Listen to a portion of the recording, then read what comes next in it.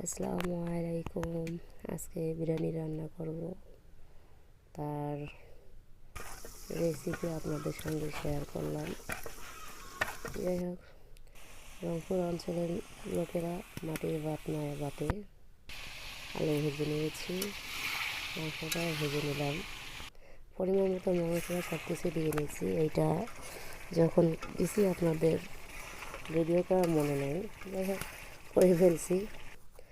পোলার চালটা কষাই নিয়েছি, আগেই ভেজে নিয়েছি। তারপরে গরম পানি দেওয়ার পরে মাংসটা দিয়ে দিলাম।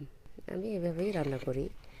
নেক্সট টাইম ফুল ভিডিও যখন আমি আবার বিরিয়ানি রান্না করব, কীভাবে রান্না করি, মশলা টশলা কীভাবে দেই, ওটা দেখাবো। আজকে এতটুকুই। ভিডিও করতে মনে ছিল না, তাই করা হয়নি।